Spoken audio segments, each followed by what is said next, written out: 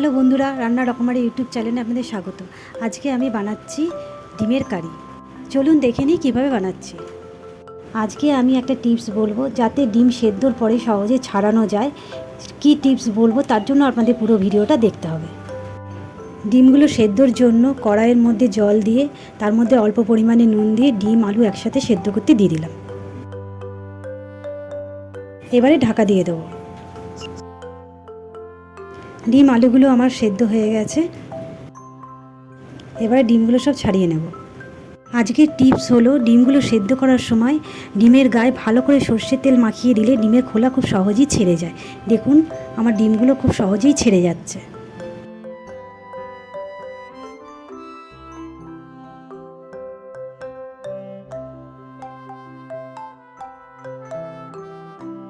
ডিমগুলো আমার ছাড়ানো হয়ে গেছে। এবারে ডিমের গায়ে আমি ছুরি দিয়ে কাট করে নিলাম যাতে ডিমের মশলাগুলো ভালো করে ডিমের ভেতরে ঢুকে যায়।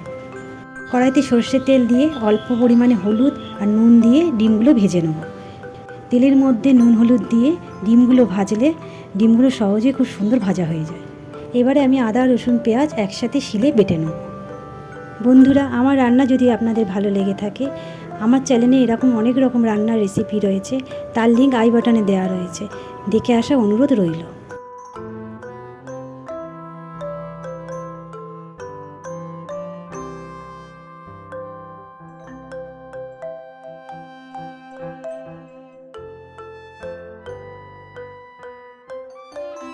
এবার আমার আদা রসুন পেঁয়াজ একসাথে বাটা হয়ে গেছে, আমি তুলে নিচ্ছি।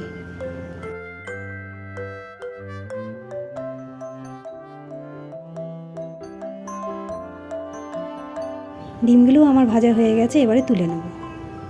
কড়াইতে তেল দিয়ে জিরে ফোড়ন, তেজপাতা আর অল্প পরিমাণে চিনি দিলাম। চিনি দিলে কালারটা ভালো আসে। তারপরে পেঁয়াজ দিয়ে ভেজে নেব।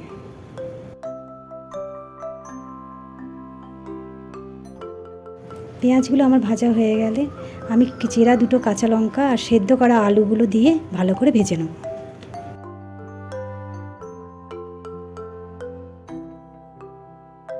পেঁয়াজ আলুগুলো ভাজা ভাজা হয়ে গেলে তার মধ্যে নুন হলুদ দিয়ে নেড়ে নেব।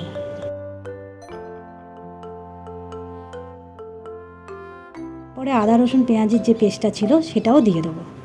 সেটা দিয়ে এবার ভালো করে নেড়ে নেব। টমেটো পেস্ট আর অল্প পরিমাণে জল দিয়ে ভালো করে নেড়ে নেব।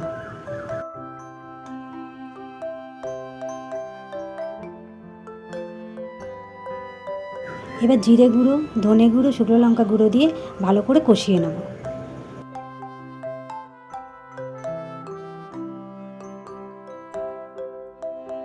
মশলাটা আমার কষানো হয়ে গেছে, দেখুন তেল ছেড়ে এসছে। এবার আমি পরিমাণ মতো জল দিয়ে দেবো।